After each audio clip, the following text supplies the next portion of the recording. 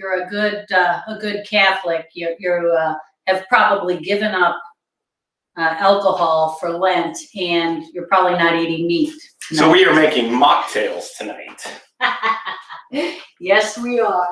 So why don't you tell them about what you're going to do? I'm making Emerald Gassi's Jambalaya, which has shrimp and chicken and andouille sausage and a bunch of good vegetables and things like that. So I'll be serving that up in just a little bit. Okay. Okay.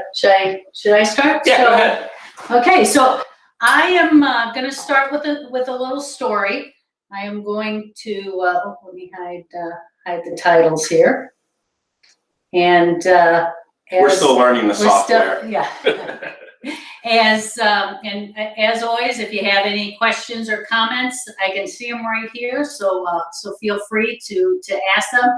But years ago, I always remembered my Aunt Charlotte and my mother telling me stories about how the Lebranos were mentioned in this book here. It's called The French Quarters. It's a book from 1936. And so I was interested in what my family history was and what the ties were to New Orleans.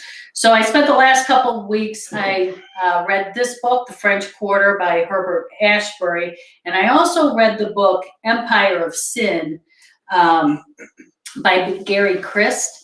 And that was actually, I enjoyed that book better. It was like The Empire of Sin. It talks about the subtitles like stories of sex, jazz, and murder. And so it goes over, it's a little more recent history. This is kind of an older history of New Orleans. But New Orleans kind of during the 1700s went back and forth between French and Spanish ownership. And there was a period of time right before the Louisiana Purchase in the 1800s that the Spanish seceded New Orleans to France. And during that time, there was a 3-year period of time when the laws and everything were very lax because there was not a government really running or policing the city. So a lot of vagabonds, a lot of adventurers, a lot of sailors. New Orleans was a big port for trade of goods coming from Cuba and Mexico for the Spanish, as well as people coming from the Caribbean. So New Orleans was a huge mix of cultures, a huge mix of people. And in this research, I found that, let me just show a little bit of the family tree. I'm going to start with Jacinto Lebrano. Now, Jacinto Lebrano is my great-great-great-grandfather. So that's 3 greats. He actually was born in Naples, Italy, and left around, I think it was like 1799, maybe a little earlier than that, 1790, and became a sailor. And he sailed the Caribbean. He actually saw Napoleon fight at Elba. But he ended up in New Orleans. And when he came to New Orleans, he actually hooked up with Jean Lafitte. He became part of Jean Lafitte's crew. Now, Jean Lafitte was a privateer, which is really a nice way of saying a pirate. He had papers to pillage and smuggle and bring in all his goods. So he was a big smuggler. He was not really the nicest guy, but the people of New Orleans, really embraced Jean Lafitte, mainly because in 1915, Jean Lafitte's crew, 1850, thank you. 1850, Jean Lafitte's crew sided with Andrew Jackson, sided with the Americans during the Battle of New Orleans. They had been propositioned also by the British, but it's said that Jacinto Lebrano, my grandfather, influenced Lafitte, that he was actually high up in the ranks of Lafitte's crew. So we all know what happened in the Battle of New Orleans. The Americans won, and during the victory celebration, Andrew Jackson actually presented Jacinto Lebrano with a sword.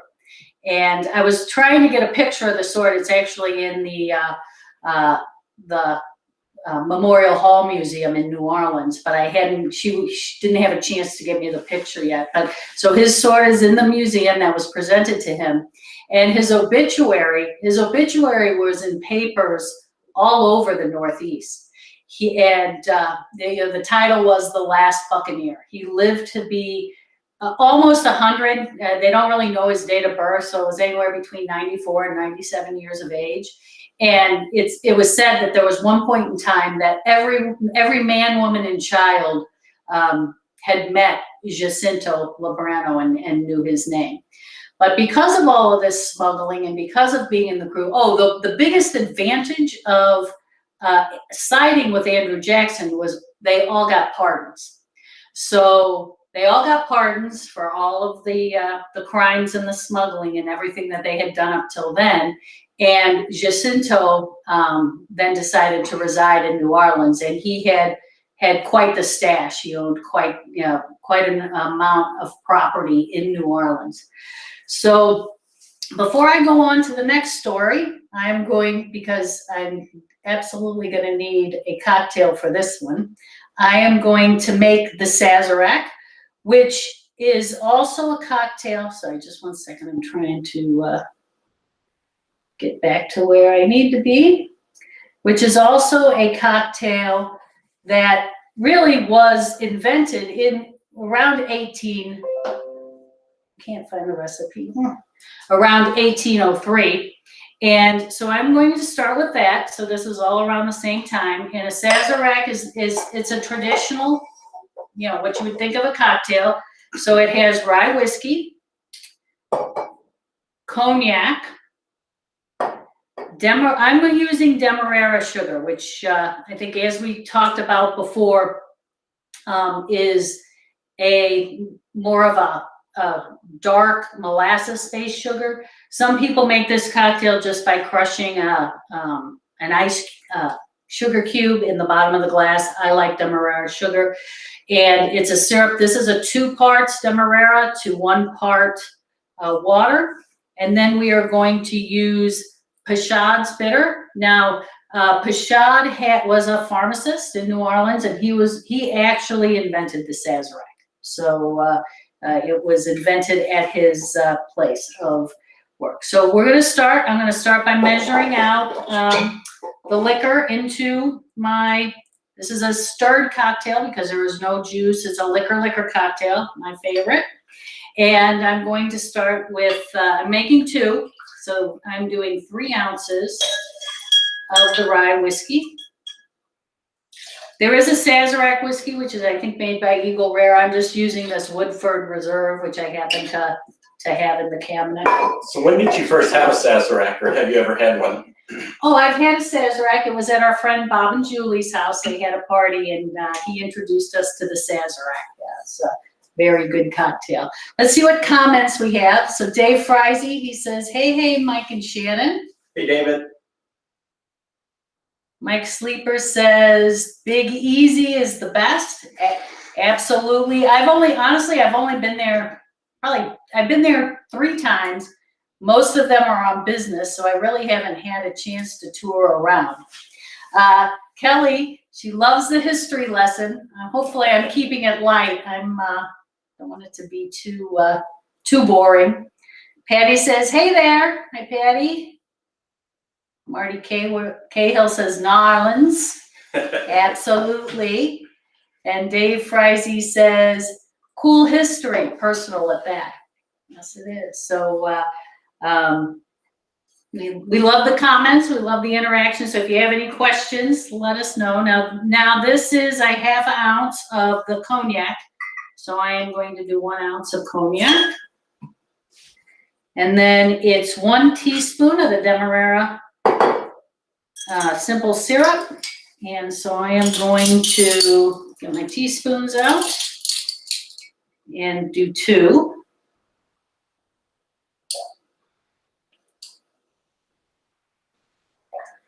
Is it cold in Maine, Kelly? So, Betty Brown also said, whoops, sorry. Just trying to read and stir at the same time. Why don't you read those comments and press show? Betty has a comment. Somebody else says, oh, he needs his glasses. That's okay. I can put them on. Betty Brown says, I always knew you were an outlaw. Absolutely. I have my little outlaw pirate hat to prove it. I wouldn't let her have a sword. Sorry. No. So I have, and then we're going to put 4 dashes of the Pashad's bitters. Like, anyway, as we know, a dash is a good dash. Good And then we're going to do 1 dash of the Angostura. Oh, I need to put 4 more of these in because I didn't double it up. Okay. So now that we have all of our liquor in the stirring vessel, I am going to add ice. So why are you adding the ice? I am adding the ice to last. first. Oh, I'm adding the ice last because it will equalize the dilution and cause the dilution. So I fill in the glass all the way full. And you put your spoon into the side and you just stir, making sure you keep the spoon all the way along the side. And we're just going to stir this until the outer glass gets chilled, almost frothy. And what's important about a cocktail is, in stirring it with the dilution, is a good cocktail has a large percentage of water. And it's that water and the dilution that makes that cocktail. Opens it up. Opens it up. Well, it opens it up and it makes it a good cocktail. Otherwise, you're just drinking a bunch of booze. Do you have power in Texas, Betty? And then let's see. Darlene McGregor says, love the history too. And Joe Phillips. Joe's in Texas. Joe, you got power? What did he ask? How about a cutlass instead of a sword? Okay, so now that is, I'm going to leave that in there for just a second. And this cocktail calls for didn't chip it, an absinthe wash in the glass. So you just put a couple drops, don't need a lot, of absinthe into your glass. And then you just tilt your glass on the edge and roll it around. Getting close over there. Wet. It's wetter than I. So we wash the glass with absinthe. Actually, I should not have touched the rim. I should have rolled it without touching the rim. Luckily, Mike doesn't.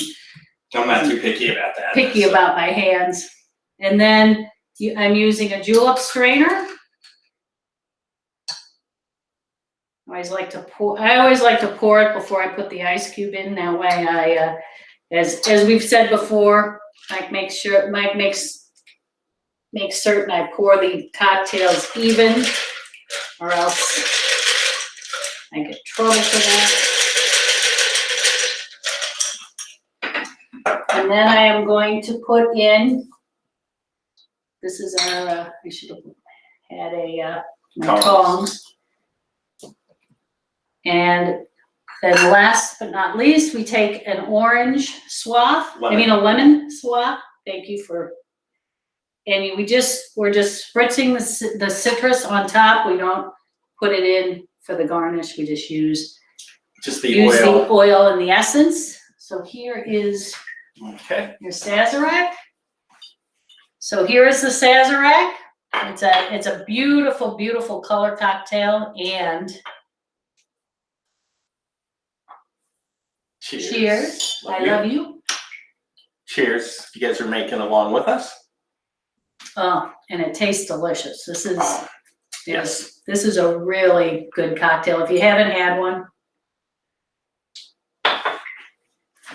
highly recommend giving that one a try. And what's nice is it's not like drinking a strong bourbon flavored drink because of just the differences with the bitters, the absinthe, and the cognac. It really, it all melds together really well. So Betty Brown says they do have power and water. So that's good. Okay. Very good. And then Joe says a little straight bourbon is good. Anything's, yeah, little straight bourbon is also good. Yes, it is, Joe. So now I'm going to move on to the next part of our story, which pertains to Philip Lebrano. So now Philip Lebrano is Jacinto's son. So Philip Lebrano, his wife died, and the children, one of which was my great grandfather, because my great grandfather, because Philip is my great grandfather. The children were sent off to their maternal grandmother in central Mississippi. So Philip was left alone in New Orleans, and he ended up hooking up with this madam of a house or a brothel. And the original brothel, I suspect he actually owned it. I suspect it was part of Jacinto's property. And now her name is Miss Arlington. She's probably one of the more famous madams of New Orleans because she was quite saucy. And she took up with You're saucy. She is not a blood relative, just so you know. So she took up with Philip. Philip was her protector, is what they say in these books.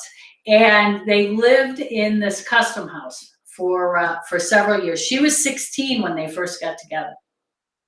And he was much older. He was in his 40s. So there was one night when Philip got into an argument with Josie Arlington's brother. And as a result of that argument, Philip Lebrano shot and killed Josie Arlington's brother. And that's when that relationship ended. Philip was actually tried twice for the murder. First time it was a hung jury. The second time he was actually acquitted. So it was determined to be self-defense, a justifiable homicide. But that story is in almost every book. Any book on New Orleans, you can read about Miss Josie Arlington and Philip Lebrano. And they even do haunted tours in New Orleans to tell that tale. So so that is my other story about my family relationships to New Orleans. But then after the kids ended up, my grandfather ended up moving to Mangum, Louisiana, and then eventually to St. Louis. So my grandfather and my mother and my aunt are all born and raised in St. Louis. So they're not in the family business though, right? No, they're not in the family business. My grandfather was an accountant. Okay.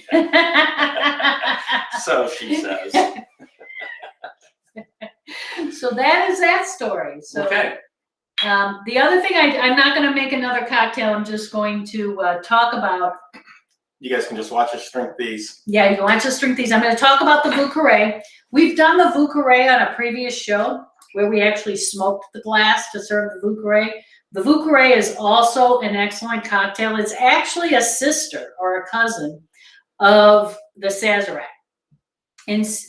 But instead of using absinthe, you use vermouth and Benedictine with the rye and the cognac. And so I love to age them in this cask we have. That's what we did. That gave things away for Christmas gifts as well. But what I want to show you here, I'm going to switch over to this camera here. What I want to show you here is, so basically when I mix up the product to put in the cask, there's always leftover. So, and I actually like to keep the leftover because then I can do taste comparisons when we're doing the aging. So this is the original before I put it in the barrel, and this is after we did it in the barrel. And I just kind of wanted to do a little taste test right now so that you guys can get a sense for what the aging does. And this was only in a cask for the week. I did it last weekend. Usually I keep it in a cask for 2 weeks. Can you slide that barrel over so they can actually see what it looks like? Oh, well, let me hide this camera. Okay, sorry, I'm gonna hide the camera. They can see the barrel there. Okay, well. I can show it further, but this is a 2 liter. It's a white oak barrel. 2 liter white oak barrel that we got from Redhead Barrel in Texas. And I bought another barrel, but I love the Redhead Barrel much better. So, but don't let me get distracted here. I'm going to forget what's what. Okay, so this is the unaged Vieux Carre, and this is the aged Vieux Carre.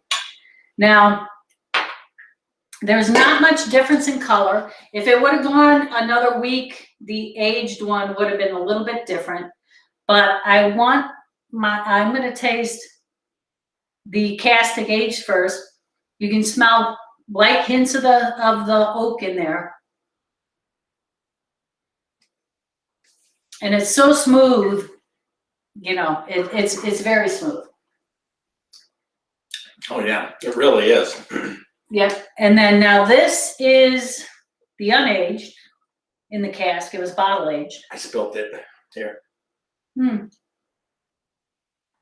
Now this one, you get much more alcohol notes on the back. It's not near as smooth. But when you cask age, you don't want to put the bitters in the barrel. And this is basically the recipe, which is also on our website, Freise's Corner Bar. It's 1 part whiskey, 1 part cognac, 1 part sweet vermouth, and then just a dash of the Benedictine. And it ages really well. And then when you serve it, you stir it the same way you do the Sazerac. 2 dashes of Angostura bitters and 2 dashes of Picard bitters, and you just do the lemon on top. So that is what I had to say. Oh, and then Joe says, every good brothel needs an accountant. Yes, it does. Yes, it does. Okay, so Mike is now going to serve up the jambalaya, which I'm very excited about. Joe asked what type of whiskey. So both of these recipes call for rye whiskey. And the original Sazerac called for cognac. But everybody wanted to make it more American.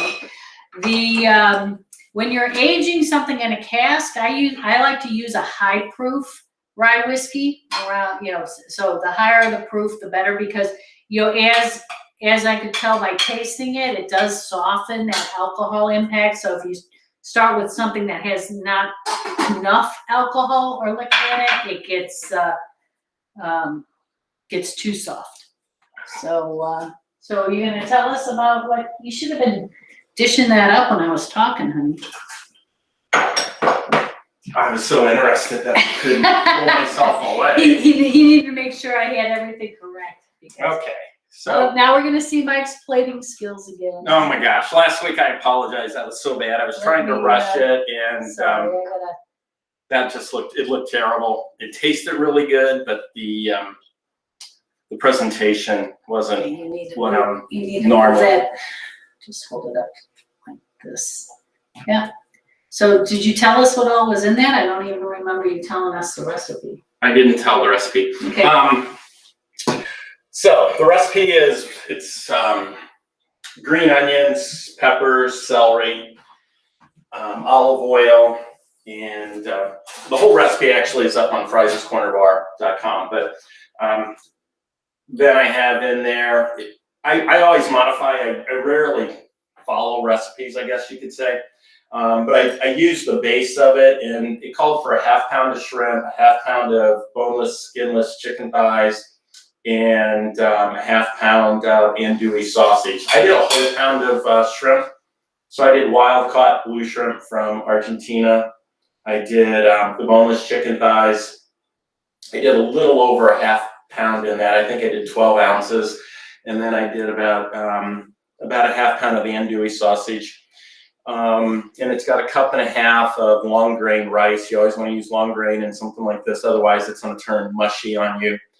And it's a super simple recipe to make. It's got some spices. This is Emerald Lagasse's recipe. It's got the essence of emerald in there. So what I did is, I don't have that as a spice, so I actually created it. I looked up what's in it and how it's in the proportions, and so I just made my own essence of emerald. And it's super simple. It was very easy. It's got 3.5 cups of chicken stock in it,